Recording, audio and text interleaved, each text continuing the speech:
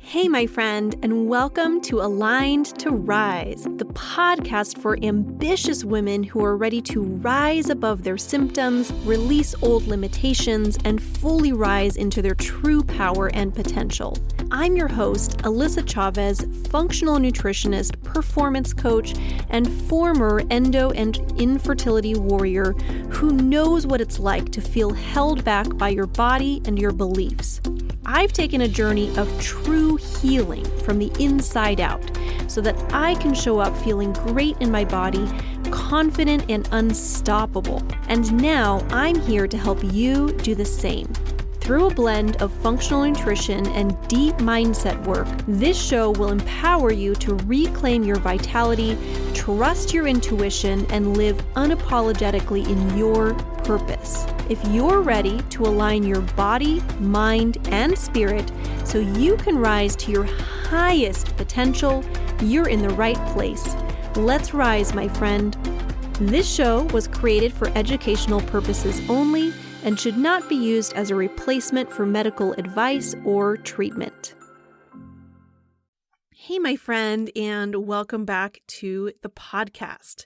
So today we are going to be talking all things fatigue with endometriosis because it's something that I hear all the time from my clients, from women with endometriosis, which is just I'm exhausted and no one can tell me why, which can be so frustrating.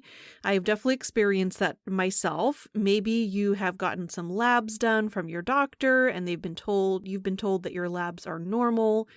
Maybe you've just been told it's stress or that fatigue is just part of having endo.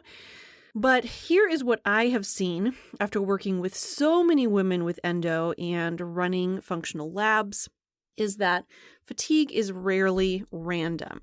In fact, your fatigue is often one of the biggest clues that your body gives you about what's happening underneath the surface. And I frequently see patterns like gut infections, immune activation, low iron stores, vitamin D deficiency, blood sugar dysregulation, hormone imbalances, all quietly draining your energy behind the scenes. So in today's episode, we are going to decode endometriosis fatigue and talk about what your body might actually be trying to tell you. Because at the end of the day, fatigue isn't random. It's definitely not a personality trait. Fatigue is simply data, and it's your body asking for support somewhere. So what we're going to do today is unpack and decode some of the most common drivers of fatigue that I see in women with endometriosis, including things like inflammation, immune activation, gut health, hormones, and I will also share some of the lab patterns that I commonly see when we actually test to see what's going on, which I highly encourage. Because that way you are not just guessing what might be going on in your body, which is never a great idea. So first, let's kind of zoom out and look at the big picture. Why is fatigue so common with endometriosis? Well, at the end of the day, endometriosis, as many of you may know, is not just a reproductive condition as it's frequently thought of. It's actually a whole body inflammatory disease. And so what that means is that you may have in your body things like chronic inflammation, immune system activation, hormone imbalances, gut dysfunction, nutrient depletion, and all of those things can affect energy production, right? Because your cells actually make energy inside these tiny little structures in your cell called mitochondria. And things like inflammation, nutrient depletion, and immune activation can all interfere with that process. Now, we're not going to get super sciencey and technical today, but I do want to break down these thoughts and ideas for you so that you can better understand what's going on in your body, because I think that's really important. Because the better that you understand your body and how it works, the better that you can understand how to actually support yourself. So let's take a look at some of the most common patterns that I see when women with endometriosis are dealing with persistent fatigue.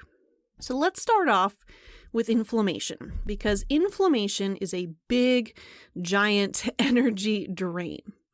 And inflammation is, I was going to say extremely common with women with endometriosis, but really endometriosis is a whole body inflammatory disease. So inflammation is not only common, it's really one of the key pieces of endometriosis for so many women.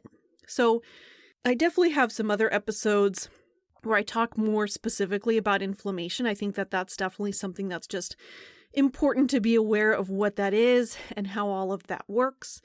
But today we're going to specifically talk about inflammation and why and how it actually causes that fatigue that can feel so crippling in your body.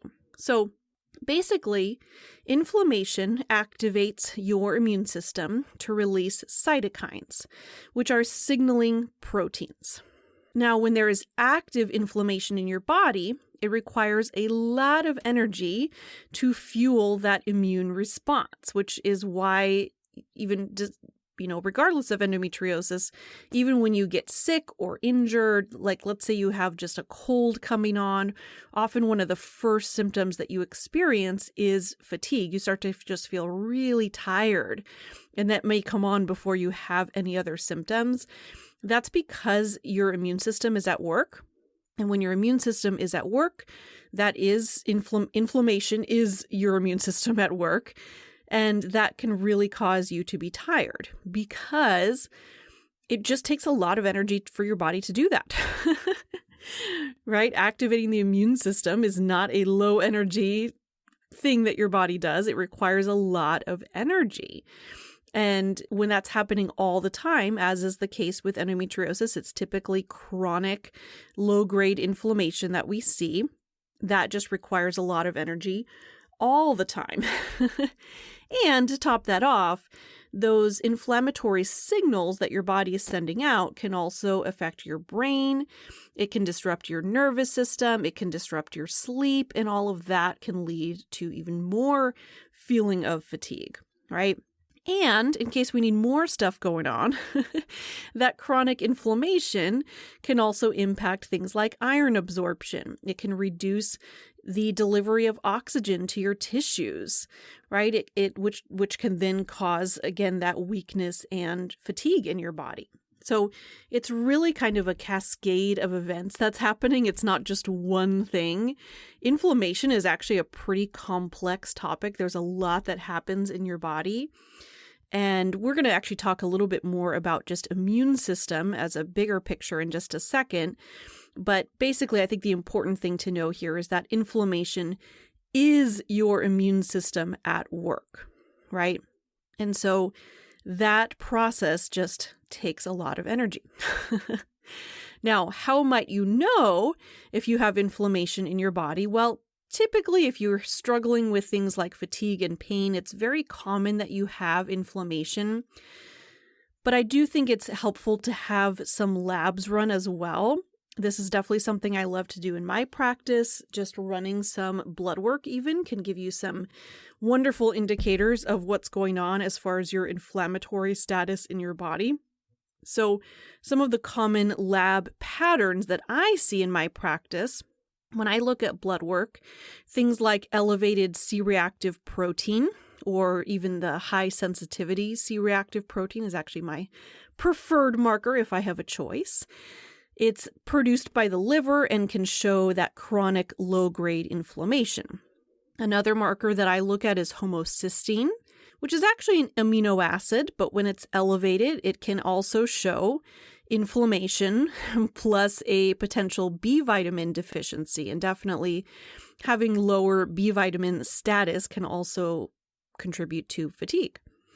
Ferritin is another marker that I look at. It actually is an indicator of iron storage in your body and how well you're doing with that. But it can also indicate that chronic inflammation, oxidative stress, all those fun things. I also definitely look at blood sugar markers. And yes, fasting glucose is kind of the standard that's run on typical blood work through a doctor's office. I don't hold a ton of stock by fasting glucose just because it can change so frequently. It changes just all throughout the day. I really like to look at insulin and HbA1c. Those are the two blood sugar markers that I really like to go by and see what's happening there. And we'll talk more about blood sugar in a little bit as well. I also like to just see a complete blood count. That is typically found on just basic blood work run by your doctor. Particularly, I like to look at the white blood cells. I look at the whole thing, of course, because especially if you have a complete blood count with differential, it shows all the different types of white blood cells, which is super helpful and important. It also shows the red blood cells. There's a lot of information that you can get from that very simple and inexpensive panel. But since we're talking inflammation today, I do particularly like to look at the white blood cell count because it really gives us an idea of what's happening overall with your immune activity. Because especially oftentimes if it's a higher white blood count, it can indicate a more acute immune reaction, like if you're fighting a cold or something. But if I see low white blood count, that often indicates a chronic immune activation, meaning the white blood cells have just been doing their job day after day, and they're kind of feeling a little wiped out, like there's not enough troops left because of that chronic inflammation. I also like to look at vitamin D because low vitamin D is also often linked with chronic inflammation. Vitamin D, and we'll talk about this more in a little bit also when we come to talk about nutrients, but vitamin D is important with just immune regulation and inflammation in general. And low vitamin D levels have been associated with an increase of period pain. There's been studies done on this where they compare levels of vitamin D compared to the amount of period pain that you are experiencing, and there is a connection there, which I think is good to know. Definitely something that is important to check on a regular basis. So that's kind of the snapshot anyway of inflammation and fatigue. Now, if we're talking inflammation, we definitely have to talk immune system in general, because as I said before, but I'm going to reiterate it again, your inflammation in your body is your immune system at work. So at the end of the day, finding out that you have inflammation is really like a step one. You have inflammation in your body. Okay. The next phase is figuring out what to actually do about it. But in order to figure that out, you have to figure out where is that inflammation actually coming from? Why does your body have this chronic low-grade inflammation? What is your immune system responding to? And so that's where we're kind of digging a layer deeper and looking at the immune system itself. Now, your immune system is complex. I'm not going to be able to, in this episode, break down every aspect of the immune system. And truthfully, I think there's so much of the immune system that maybe we don't fully understand as of yet, but we're learning little bits at a time. There's a lot that we do understand about the immune system, and there's a lot that we can do to support the immune system that goes way beyond taking a little zinc and vitamin C when you're feeling sick. There's a lot more that's going on in your body, right? And again, research has been showing more and more endometriosis, not so much a reproductive disorder. Endometriosis is much more an immune dysfunction. And that's where that chronic inflammation comes from. So what your immune system does is that basically it detects things that shouldn't be there in your body. And that can be anywhere in your body. That can be a splinter that you have on your finger, or that can be in your gut, that can be in your abdomen. And really anywhere in your body, your immune system can reach and fight off things that don't belong there, that aren't actually a part of you. Now, the more that we study endometriosis and look at how it actually works and what's actually happening in your body, there are theories nowadays that say that actually everybody has that endometrial-like tissue in your body. Everybody gets cells, showing up in places that it shouldn't be in your body. However, in a normal, healthy body with a normal, healthy immune system, the immune system comes along and cleans up those cells long before it becomes a bigger issue.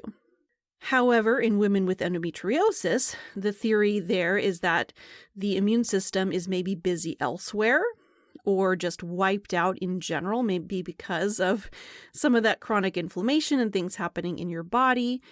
And so it's not cleaning up those cells. And so the cells start to accumulate, and then we end up with these larger endometriosis lesions that can start to cause a lot of pain and other symptoms that we experience. So I think that that is good to be aware of, because the more that we can support the immune system, the more that we can support your body's natural response to what's happening. And I always like to think of the immune system with that army analogy, if you haven't heard this before. So basically, you have in your body, you have a certain number of troops. And it's not like it's one set number throughout your life, because truthfully, you're creating new immune cells all the time.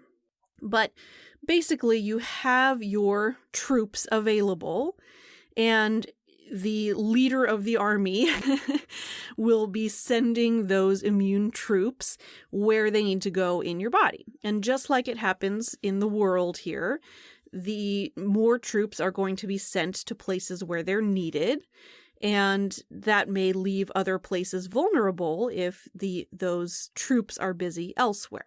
So in other words, there's so many resources that your body has available at one time. And when those troops are busy somewhere else and they're just getting wiped out, it may leave less resources available for other parts of your body. And other thing that I think is really important to know is that this whole process that I'm talking about takes energy. This doesn't just happen behind the scenes. I mean, it does, but it takes energy. Anything that happens in your body takes energy. And one of the biggest immune hubs in your gut, in fact, about 70 to 80% of your immune system lives inside of your gut. So we got to tie this into the gut. If you've been here any length of time, you know that I love to talk about the gut anyway. But if we're talking about the immune system, we really can't have that conversation without talking about your gut. Because at the end of the day, your gut is one of the biggest places that your body interacts with the outside world.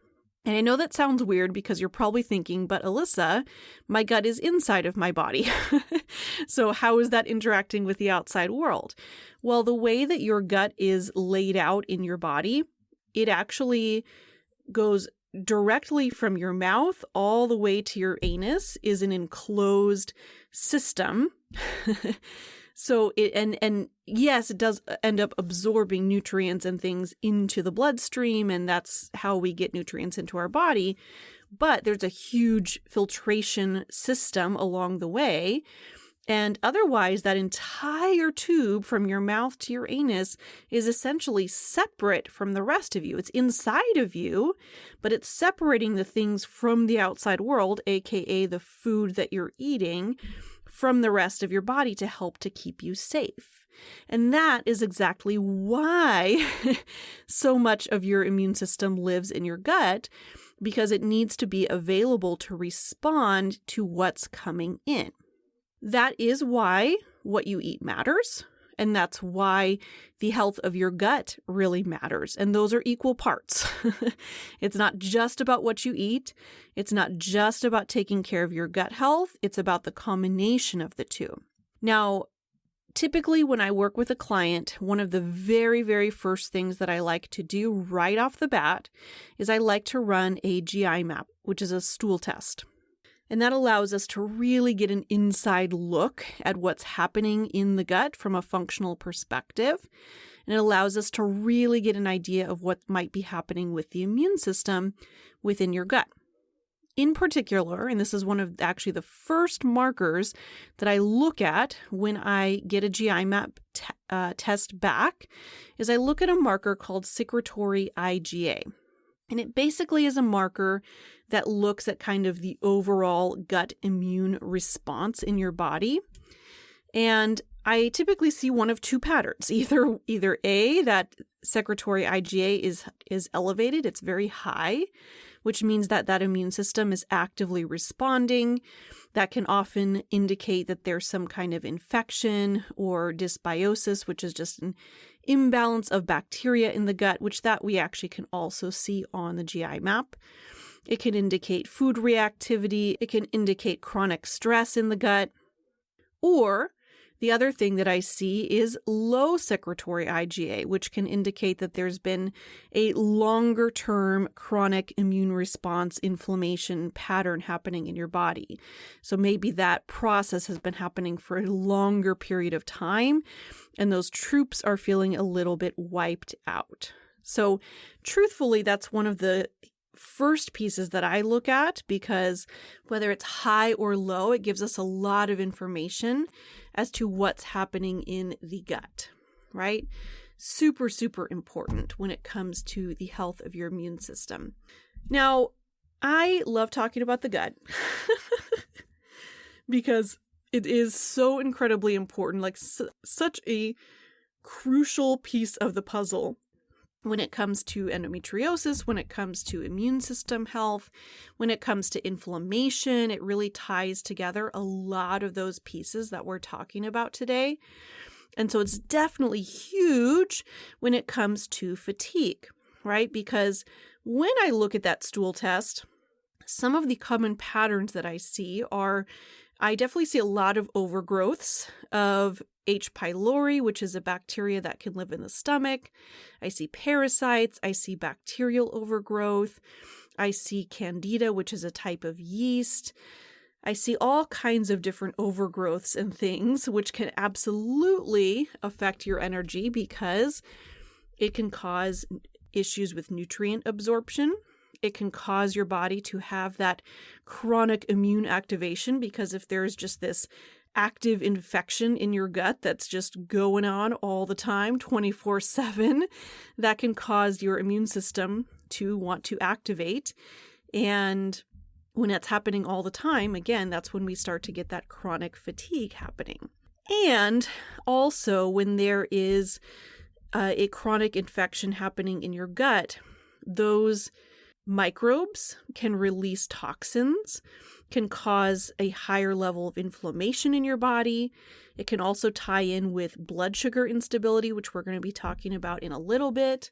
So basically, if your gut is constantly fighting off infections, your immune system is burning through resources, and fatigue is often one of the first symptoms of that.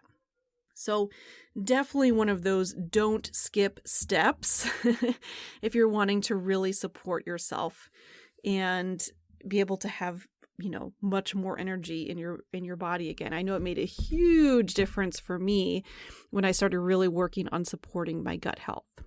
And then next piece of the puzzle I'd like to talk about is nutrients. Right? We've talked about inflammation and immune system and your gut. Those things are all very intimately connected. Nutrients are actually very much connected with this whole piece of the puzzle too, because part of it might be the actual nutrients that you're eating. Absolutely. If you are somebody who's not being super intentional about eating a nutrient-rich diet, you may have some nutrient depletion just because of that. So working on just adding more nutrients, like adding more fruits and veggies to your diet, adding more high quality meats and eggs and things like that. We're not going to talk ins and outs of diet today because that's not the intention of today's episode, but definitely there are many, many episodes in the past and will be many, many more episodes in the future that we actually talk more specifics. What I wanted to touch base on today is nutrient depletion. Now, if you're listening to this and thinking, but Alyssa, I already eat a really good, clean diet, I'm getting lots of nutrients in, great. It may be more of a nutrient absorption issue / a nutrient depletion issue. So what might impact nutrient absorption? Well, probably has a lot to do with your gut. If your body is not breaking food down very well, that can absolutely lead to nutrient depletion in your body. If you have one of those active gut infections, that can absolutely impact your nutrient uptake in your body, your ability to absorb nutrients. If you have a lot of inflammation in your body, that can affect your body's ability to absorb nutrients. And even if you're losing a lot of nutrients, right? If you have that chronic immune response happening, if you're having even a lot of heavy bleeding, you're struggling with some of that kind of stuff going on, that can deplete nutrients. If you're under a lot of stress, that can deplete nutrients. Even a lot of medications deplete nutrients. Medications, even very common ones like birth control. There's actually a lot of nutrient depletions that are associated with that. And that's not just me saying that. That's actually in the literature that comes with the medication if you read the fine print. And that's very, very common, especially given that taking birth control is one of the common supports that doctors will offer for when you have endometriosis, when you have period pain, all the things. But some of the key nutrients I wanted to talk about today, there's so many. I kind of had trouble paring this down, to be honest. But I wanted to kind of bring up some of the key pieces so that you have, kind of more clarity and not just worrying about every single nutrient under the sun. Iron is definitely an important one. We talked about ferritin already earlier, which is that it's a marker related to iron storage in your body. I typically, if I'm looking at blood work with a client, I like to see a full iron panel to be able to see the whole picture of what's going on. I want to see iron and ferritin and percent saturation. I want to see the whole, there's a few more markers as well, but I want to see that whole iron panel. I will say that I do like to particularly look at ferritin. It's not uncommon for me to see it low. And that can absolutely contribute to symptoms like fatigue and brain fog and things like that. I will also say that things like B vitamins are very important. I feel like on a regular basis, I always have several clients who are struggling with methylation issues, with MTHFR gene mutation. That's fairly common with people in general, but definitely with women with endometriosis. So that can definitely be an important one to look at, the B vitamin status. I also really like to look at minerals. Magnesium in particular is an important one that many women just burn through really quickly. And we already talked earlier about vitamin D, but that's definitely one of the super important nutrients as well that can be easily depleted. There's others too. Truthfully, as I said, there's so many nutrients that I think are very, very, very important to be aware of. But those are some of the key ones just when I'm looking at big picture patterns that I see frequently. All right, so let's see here. We've gone through inflammation, immune system, your gut, nutrients. There's a couple more pieces that I wanted to look at today, so stay with me here. I know I'm talking to a group of people who are struggling with fatigue, and I hope that you're able to stay with me through all of this. Because this next piece is definitely a super, super important one, and one of those foundations that you can work on right away, and one of those things that I think is almost so simple that it's underlooked at, and that is blood sugar dysregulation, right? I definitely talk about this a lot on the podcast if you've been with me for a while. It's extremely common. That does not just apply to people who struggle with diabetes diagnosis or something like that. Blood sugar dysregulation has a lot to do with energy levels, has a lot to do with hormone health, has a lot to do with a lot of things in your body, to be honest. And it's fairly common for me to see blood sugar dysregulation in my clients. And truthfully, the biggest place that comes from is kind of just a lack of awareness when it comes to not just what you're eating, but how you're eating, right? So things like, are you skipping breakfast in the morning? Are you drinking caffeinated beverages like coffee by itself without any other food?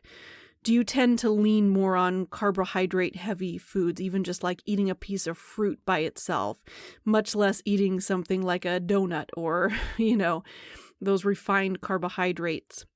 Are you going too long in between your meals? There's so many habits that we have on a regular basis that can really, really impact fatigue, that can really impact inflammation. So important to be aware of.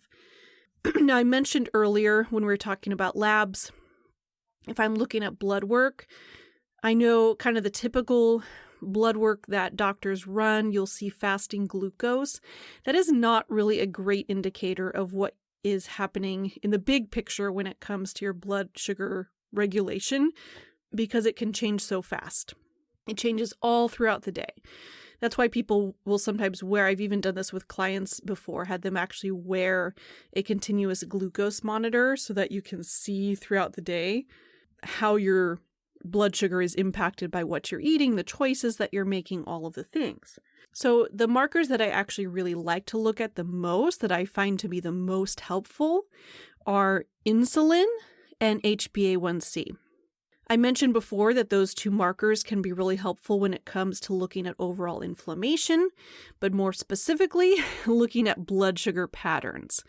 Because inflammation, gut dysfunction, stress, all of the things can all contribute to blood sugar dysregulation, instability, and also just our diet and lifestyle can impact all of the things in reverse. So it's definitely a very, very important piece to look at, especially because at the end of the day, it's relatively simple to help to support your blood sugar regulation in your body. All right, and the last piece that I really wanted to look at today, and there's a reason actually that I'm putting this last, is looking at your hormones and your adrenal health.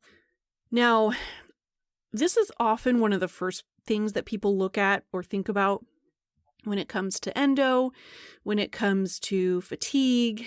A lot of people will go straight to thinking about the adrenals and how to support that. For me, it's actually one of the later pieces that I look at. I do like to look at it, especially if I'm working with a client on a longer term basis. I think it can be super important to look at that.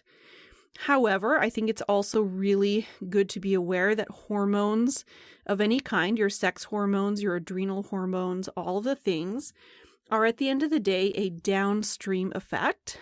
They're not the cause of what's going on in your body in and of themselves. Hormones get a lot of blame, but they're not actually the problem.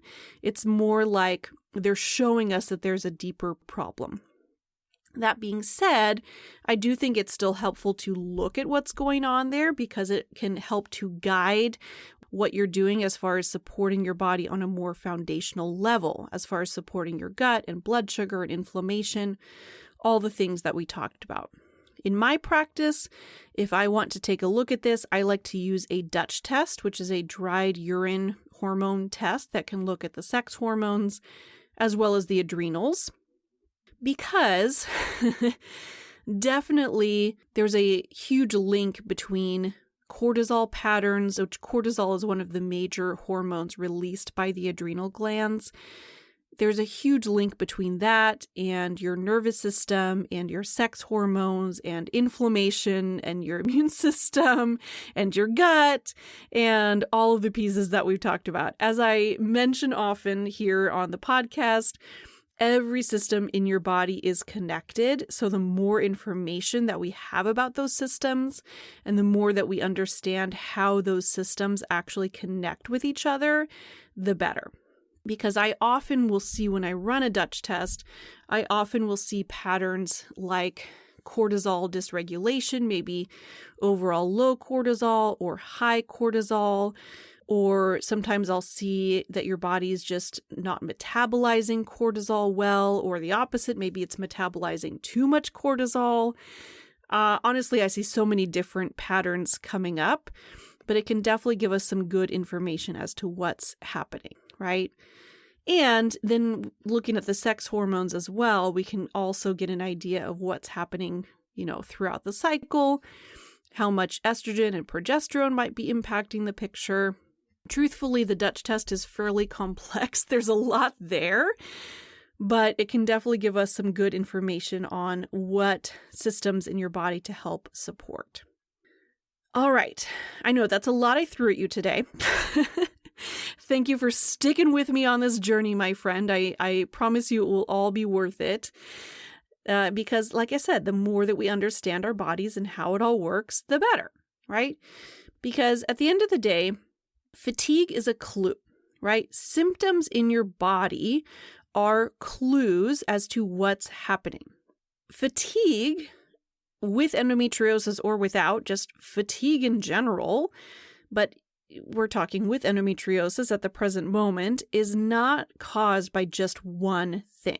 People are always looking for that one answer. Oh, all I need to do is supplement with a B vitamin. All I need to do is get some more vitamin D. All I need to do is XYZ. When what we really need to do is do some digging, do some hunting, check out what's actually going on in your body, investigate, take a look at some functional labs, not just the foundational labs that you get in a typical doctor's office. Look at things like inflammation and immune activation and gut. If there's one place that you're going to start, I would say looking at your gut is definitely an important one because it can impact pretty much every other layer, not pretty much every other layer that we talked about today, including that nutrient depletion, hormones, blood sugar, immune system, inflammation. That's why it's one of the first, well, typically the first thing that I'll do with brand new clients that I'm working with. Because when we start to address all of these layers, when we support all of that, it can really help to improve overall energy levels. And that can be so, so important for people. Because at the end of the day, I really want to remind all of you that fatigue is not the same thing as laziness or weakness. Fatigue is information. Your body's asking for support. So if you've been told that your labs are normal, but you're still feeling exhausted, it might simply mean that nobody has looked at the deeper patterns yet. And that, my friend, is where functional labs can be such a powerful support. So as I mentioned before, if there's one place that you're going to start, if you're listening to this and feeling a little overwhelmed, like, oh my gosh, Alyssa, there's so much to look at, I get it. The thing that I would recommend most, the best place for you to start, is going to be looking at gut testing. Look at what's happening in your gut. That's why I actually offer what I'm calling the Cycle Clarity Panel. It's a one-time, the GI map stool test is what's included in that Cycle Clarity Panel, but it allows us to really get a good look at what's happening through all of those pieces. What might be contributing to inflammation, immune system, what's happening in the gut. Is your body absorbing nutrients well? And so in the Cycle Clarity Panel, you get to take the GI map test. You also get a one-on-one consultation with me. This is all virtual, so this can happen from anywhere in the United States. And I will review your results, give you my professional analysis of those results, and it can be a great indicator to see if that one-on-one functional nutrition support can be really helpful for you. So definitely, if that's something that you're interested in, check that out. There is a link in the show notes. You can also just head to my website and go to www.alignedtorise.com/gutclarity. And you could check that out there, but I will link to that in the show notes so you can find that easily. If you're like me and you're always driving or doing something as you're listening, I'm more than happy to help. And I would love to help you to take that next step towards actually ditching the fatigue and feeling great in your body again. All right, my friend, thanks so much for being here today. Until next time, much love. Thank you so much for tuning in to Aligned to Rise. If this episode spoke to you, take a moment to share it with a friend who needs this message too.